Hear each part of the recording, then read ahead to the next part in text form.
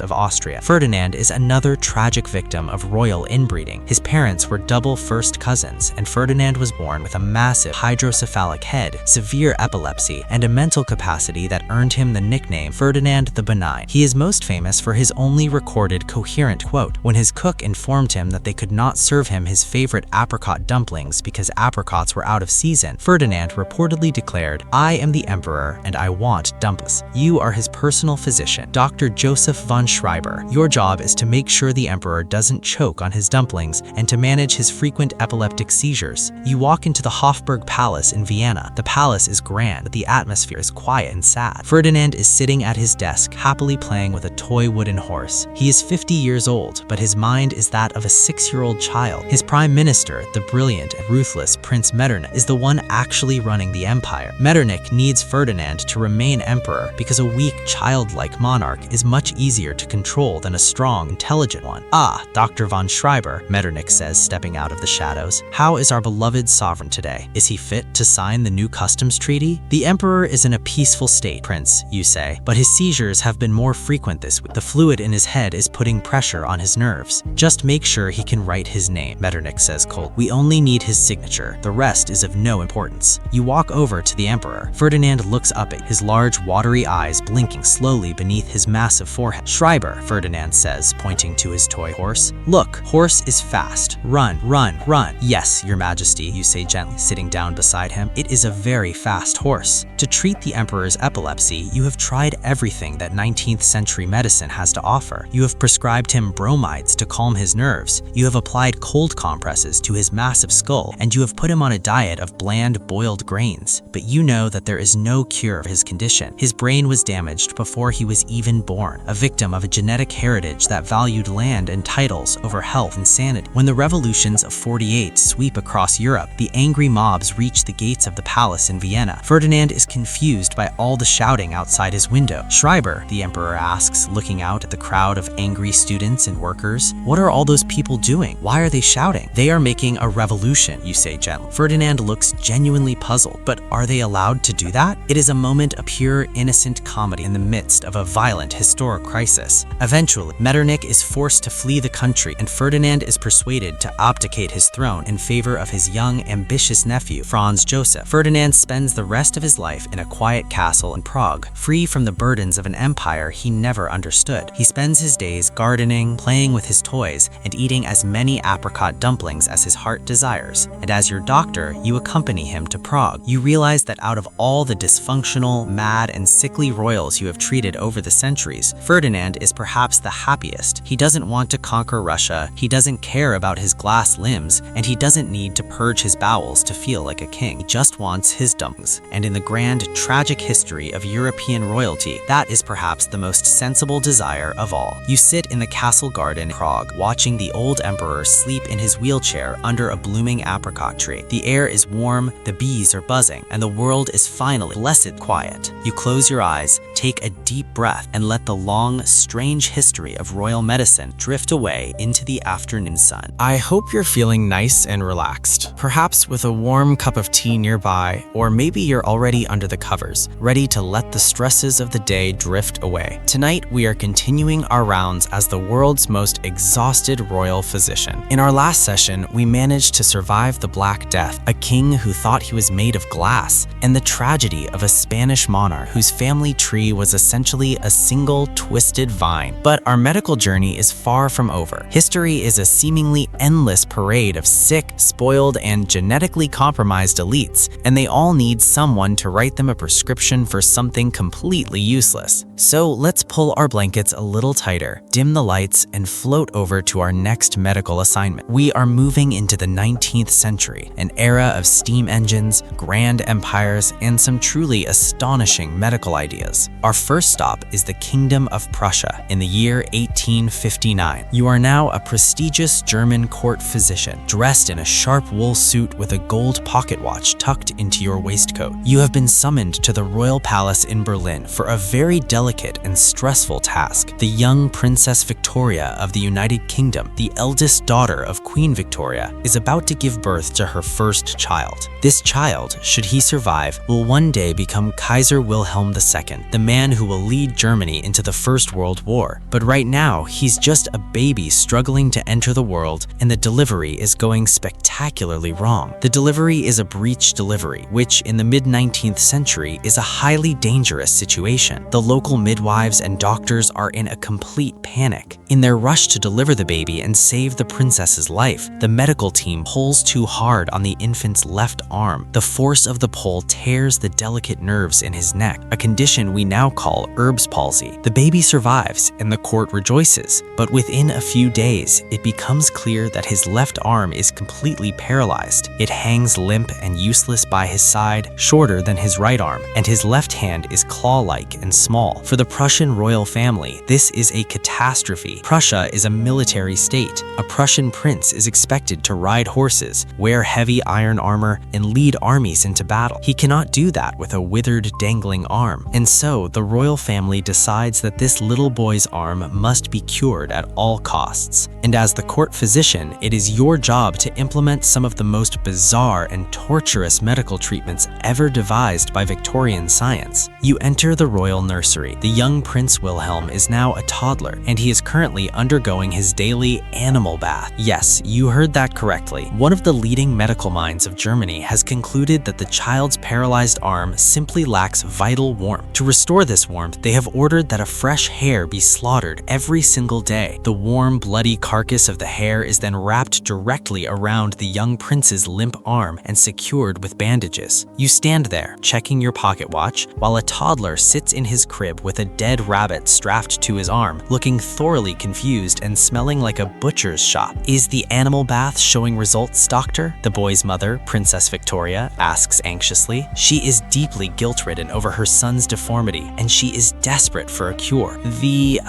vital heat of the hair is certainly penetrating the tissue, Your Highness." You lie smoothly, trying not to look at the bloody fur peeking out from the bandages. "We must remain patient. Rome was not built in a day, and neither are royal nerves. But the animal baths are just the beginning. When the animal treatments fail to work, the doctors decide to try mechanical intervention. You help install a bizarre machine in the nursery. It is a metal harness designed to stretch the young prince's neck and spine, hoping to pull the damaged nerves back into place. For several hours a day, the young prince is strapped into this metal contraption, his head pulled upward while his feet barely touch the floor. It looks less like a medical treatment and more like a gentle, slow-motion hanging. To make matters worse, the doctors also prescribe electrotherapy. You bring out a primitive wooden box containing a hand-cranked battery and 2 metal plates. You wet the plates and apply them to the boy's withered arm, sending sharp, painful jolts of electricity through his dead nerves. The young prince screams and weeps, but his mother watches with a cold, determined look. In her mind, she is saving her son from a lifetime of shame. In reality, she is instilling in him a deep, lifelong resentment of his own body, his mother, and the English side of his family. As Wilhelm grows older, you are tasked with helping him learn to ride a horse. This is non-negotiable. A Prussian king must ride. Because he has only one working arm, Wilhelm has terrible balance. He falls off his pony constantly. He falls into the dirt, he bruises his knees, and he cries. But his tutors, acting under his mother's strict instructions, simply pick him up and throw him back into the saddle. You stand in the riding ring, holding a bottle of smelling salts and a roll of bandages, watching this lonely, terrified child struggle to balance on a beast 10 times his size. Eventually, through sheer painful repetition, Wilhelm learns to ride. He also learns to hide his disability. When he grows up and becomes Kaiser, he will always stand in profile for photos with his withered left hand tucked neatly into his pocket, or resting on the hilt of a sword, or holding a pair of gloves to make it look longer. But the mental scars of his childhood medical treatment. I hope you're feeling nice and relaxed, perhaps with a warm cup of tea nearby, or maybe you're already under the covers, ready to let the stresses of the day drift away. Tonight, we are continuing our rounds as the world's most exhausted royal physician. In our last session, we managed to survive the Black Death, a king who thought he was made of glass, and the tragedy of a Spanish monarch whose family tree was essentially a single twisted vine. But our medical journey is far from over. History is a seemingly endless parade of sick, spoiled, and genetically compromised elites, and they all need someone to write them a prescription for something completely useless. So let's pull our blankets a little tighter, dim the lights, and float over to our next medical assignment. We are moving into the 19th century, an era of steam engines, grand empires, and some truly astonishing medical ideas. Our first stop is the Kingdom of Prussia in the year 1859. You are now a prestigious German court physician, dressed in a sharp wool suit with a gold pocket watch tucked into your waistcoat. You have been summoned to the royal palace in Berlin for a very delicate and stressful task. The young Princess Victoria of the United Kingdom, the eldest daughter of Queen Victoria, is about to give birth to her first child. This child, should he survive, will one day become Kaiser Wilhelm II, the man who will lead Germany into the First World War. But right now, he's just a baby struggling to enter the world, and the delivery is going spectacularly wrong. The delivery is a breech delivery, which in the mid-19th century is a highly dangerous situation. The local midwives and doctors are in a complete panic. In their rush to deliver the baby and save the princess's life, the medical team pulls too hard on the infant's left arm. The force of the pull tears the delicate nerves in his neck, a condition we now call Erb's palsy. The baby survives, and the court rejoices, but within a few days, it becomes clear that his left arm is completely paralyzed. It hangs limp and useless by his side, shorter than his right arm, and his left hand is claw-like and small. For the Prussian royal family, this is a catastrophe. Prussia is a military state. A Prussian prince is expected to ride horses, wear heavy iron armor, and lead armies into battle. He cannot do that with a withered, dangling arm. And so, the royal family decides that this little boy's arm must be cured at all costs. And as the court physician, it is your job to implement some of the most bizarre and torturous medical treatments ever devised by Victorian science. You enter the royal nursery. The young Prince Wilhelm is now a toddler, and he is currently undergoing his daily animal bath. Yes, you heard that correctly. One of the leading medical minds of Germany has concluded that the child's paralyzed arm simply lacks vital warmth. To restore this warmth, they have ordered that a fresh hare be slaughtered every single day. The warm, bloody carcass of the hare is then wrapped directly around the young prince's limp arm and secured with bandages. You stand there, checking your pocket watch, while a toddler sits in his crib with a dead rabbit strapped to his arm, looking thoroughly confused and smelling like a butcher's shop. Is the animal bath showing results, doctor? The boy's mother, Princess Victoria, asks anxiously. She is deeply guilt-ridden over her son's deformity, and she is desperate for a cure. The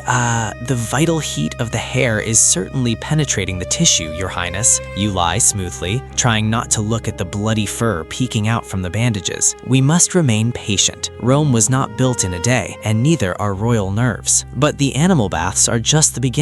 When the animal treatments fail to work, the doctors decide to try mechanical intervention. You help install a bizarre machine in the nursery. It is a metal harness designed to stretch the young prince's neck and spine, hoping to pull the damaged nerves back into place. For several hours a day, the young prince is strapped into this metal. Within seconds, the magic of organic chemistry takes hold. The tension leaves the queen's face. Her eyelids flutter and close. She doesn't fall completely unconscious. Instead, she drifts into a calm, dreamy state, floating above the pain of her contractions. "Oh," she murmurs, her voice soft and relaxed. "This is delightful. It is so smooth. It is heavenly." You monitor her pulse, adding a few more drops of chloroform to the cloth whenever she begins to stir. The delivery proceeds smoothly, and within an hour, Prince Leopold is born into the world with a healthy cry. The queen is overjoyed. She declares that the chloroform was soothing, quieting, delightful beyond measure. Because the Queen of England used pain relief, the religious and medical objections vanish almost overnight. Suddenly, every wealthy woman in Great Britain is demanding the queen's gas for her own deliveries. You have single-handedly changed the history of obstetrics, all because one stubborn monarch refused to let the book of Genesis dictate her comfort. But as you pack up your glass bottle and your silk handkerchief, you look down at newborn Prince Leopold. You notice a small bruise forming on his tiny arm where the midwife held him. It is a dark, purple mark that seems unusually large for such a gentle touch. You feel a cold dread in your stomach. You know that Queen Victoria's family carries a hidden genetic secret, a flaw in the blood that has been passed down through the generations, waiting to strike. It is the royal disease, hemophilia, and Prince Leopold has inherited it. As the prince grows, your job as his physician changes from administrator of pleasant gases to a permanent, stressful guard. Leopold's blood does not clot. A simple bump against a table leg can cause massive internal bleeding in his joints, leaving him in agonizing pain for weeks. A minor scrape can cause him to slowly bleed to death. You have to watch him constantly. He is forbidden from playing rough games, from riding horses, from doing anything that a young prince is supposed to do. He is wrapped in metaphorical cotton wool, a prisoner of his own blood. Can we not strengthen his veins, doctor? Queen Victoria asks you, looking down at her pale, limping son. Is there no tonic of iron or oak bark that can thicken his blood? Alas, your majesty, you say, bowing your head. The flaw lies deep within the vital essence of his humors. We can only protect him from harm and apply the cold compresses of ice when the bleedings occur. Leopold will manage to survive to the age of 30, a triumph of Victorian medical care and constant vigilance. But eventually, while visiting the south of France, he will slip on a wet tiled floor, hit his head, and die of a brain hemorrhage within hours. And the tragedy of the royal disease is just beginning. Through Victoria's daughters, the gene for hemophilia is already spreading like a quiet genetic time bomb across the royal courts of Europe, heading toward Germany, Spain, and most tragically of all, Russia. Let's float over to our next royal assignment, this one taking place in the grand snowy palace of Peterhof, just outside St. Petersburg. The year is 1905. You are now the private physician to the Russian imperial family, the Romanovs. Your patient is the infant Tsarevich Alexei, the long-awaited heir to the Russian throne. His parents, Tsar Nicholas Nicholas II and Empress Alexandra are overjoyed to have a son, but their joy is short-lived. Within a few weeks of his birth, the baby's navel begins to bleed. The bleeding continues for days to find every bandage and powder the court doctors apply. The diagnosis is clear. Alexei has inherited the royal disease from his mother, who was Queen Victoria's granddaughter. The Empress Alexandra is devastated. She knows that she is the one who passed this terrible curse to her beautiful son. She becomes deeply religious, desperate, and increasingly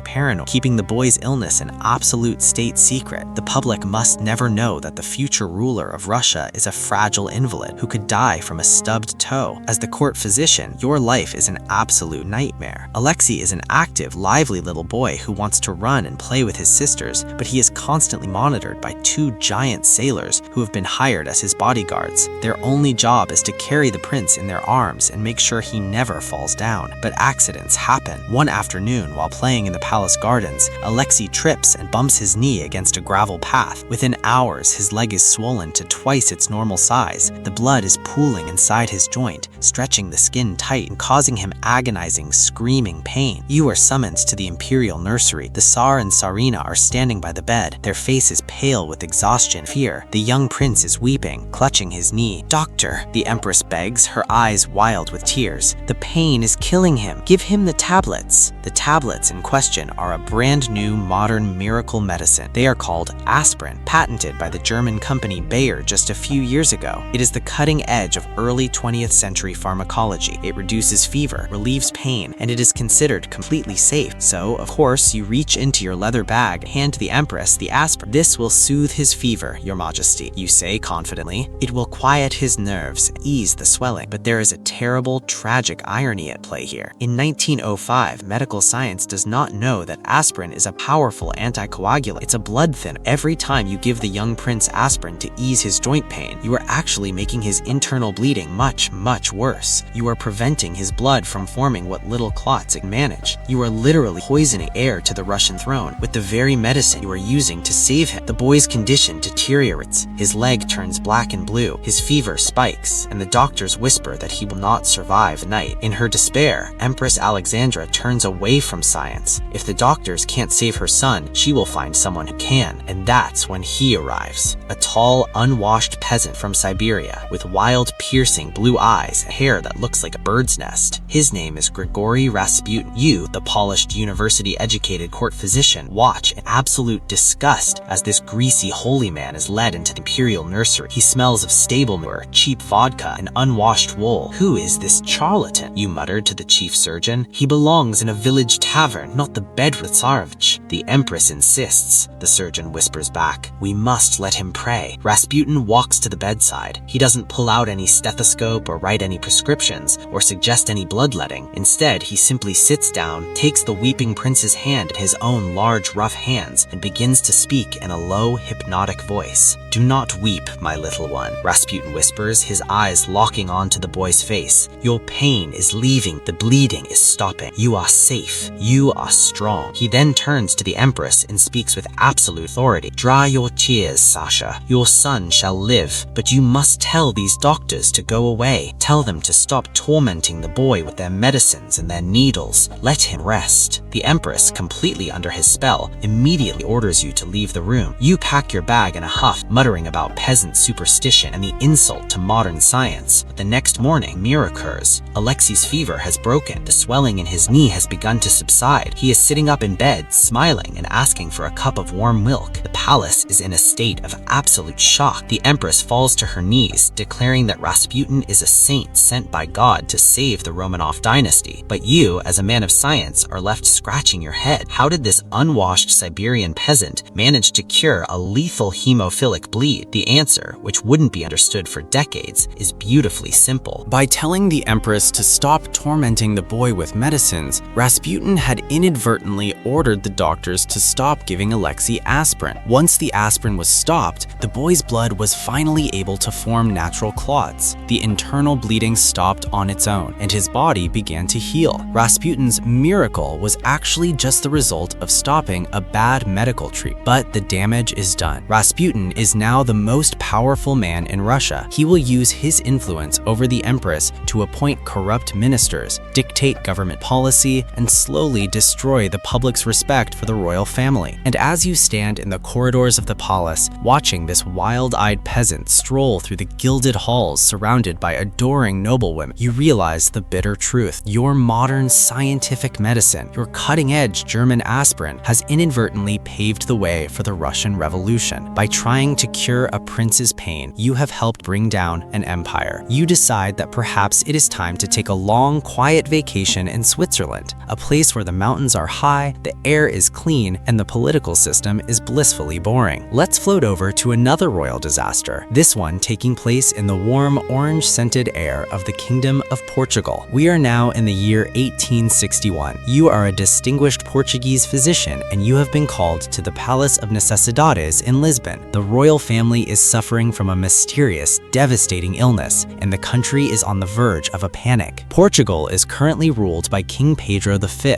a young, handsome, and highly popular monarch. He is known as the Hopeful because he is deeply committed to modernizing his country, building railways, and helping the poor. He is married to a beautiful German princess, and his future looks bright. But within the space of a few weeks, a strange fever sweeps through the royal palace. First, the king's younger brother, Prince Fernando, falls ill. He suffers from a high fever, severe abdominal pain, and violent vomiting. Within days, the 16-year-old prince is dead. Before the family can even mourn, the king himself, Pedro V, develops the same symptoms. You enter the king's bedchamber. The room is hot and stuffy, filled with the smell of vinegar and damp linen. The 24-year-old king is tossing and turning on his silk sheets, his skin burning to the touch. "Doctor," the king's chief minister whispers, his hands shaking. "The people are whispering that the king has been poisoned. They say there is a Spanish plot to kill our royal line. We must examine his symptoms carefully," you say, taking the king's rapid, thready pulse. You inspect the king's tongue. It is covered in a thick white coating, and there are small rose-colored spots on his chest. His abdomen is tender and severely bloated. Your medical training tells you that this is not poison. It is typhus, or perhaps febre typhoid, typhoid fever. In 1861, doctors do not know that typhoid fever is caused by a bacterium spread through water contaminated with sewage. The Palace of Necessidades, despite its grand name, has an ancient decaying plumbing system. The royal family's drinking water is drawn from a well that sits remarkably close to the palace cesspools. The king has been drinking sewage water, and it is slowly killing him. To treat his fever, you decide to use the standard treatments of the day. You prescribe a dose of calomel, a compound of mercury that acts as a violent laxative. You also apply cold, wet sheets to his body to break the fever, and order the servants to burn sulfur in the hallways to purify the bad air. But the mercury only irritates the king's already inflamed intestines. Within a few days, his bowels begin to bleed internally. The king dies on November 11, 1861, just a few days after his younger brother. The country is thrown into absolute chaos. The popular king is dead, his brother is dead, and the public is convinced that there is a murderer in the palace. A massive riot breaks out in the streets of Lisbon. The angry mob surrounds the palace, demanding the heads of the poisoners and smashing the windows of local pharmacies. To calm the public, you and your medical team are ordered to perform a public autopsy. The autopsy is held in a cold stone room, watched by a committee of government officials and foreign diplomats. You carefully open the king's abdomen. You do not find any traces of arsenic or hemlock. Instead, you find the classic, undeniable signs of typhoid, severely ulcerated, perforated intestines. He was not poisoned by his enemies, you announce to the solemn crowd. He was poisoned by his own palace. The water of Necessidades is the killer. The public is quieted, but the tragedy is not over. Just a few weeks later, another royal brother, Prince John, fell ill with the same fever and died at the age of 19. In the span of a single month, 3 young, healthy princes have been wiped out by a tiny, microscopic bacterium living in their well water. You look at the empty throne of Portugal, now occupied by the only surviving brother, Louis I.